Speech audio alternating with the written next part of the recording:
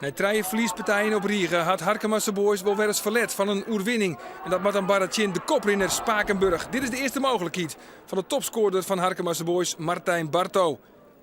En in de eerste helft liet Harkemasse Boys betieren heel aardig voetbalsjen. Dit is een mooie combinatie met Van Wijk in combinatie met Roel van der Meulen. En Van der Meulen rekt de Lotte. Zo krijgt de thuisploeg de mogelijkheden, maar is het Spakenburg niet scoort. De ene peel, dan de andere peel. En dan is Thijs Houwing, oud-Kambuurspits, krijgt wat jedder bij de bal als Ale de Boer. Krijgt de nooi, het antwoord van Harkemasse Boys. Dennis Kronen wordt de Jipte instuurd, trog Oebeles Kokker en Kronen zwargt het dan voor de Liekmakker. Het is de 1-1. Maar nooit skoft countert Spakenburg binnen 5 minuten na een gruttere marge. Na 2 minuten is dit Sebastian Steur, oudspits van Heerenveen. En hij zwargt het voor de 1-2.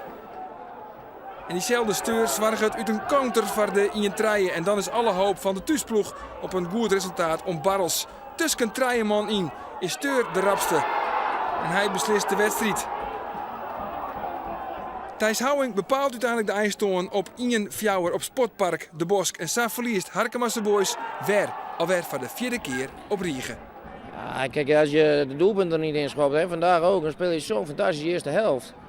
Ja, en dan moet je eigenlijk afstand nemen, dat doen we niet. We krijgen een paar goede mogelijkheden met Martijn en met Roel die de bal op een lat schiet. Ja, zulke dingen, die ballen moeten er net even invallen. Nou ja, en dat zit op dit moment heel erg tegen.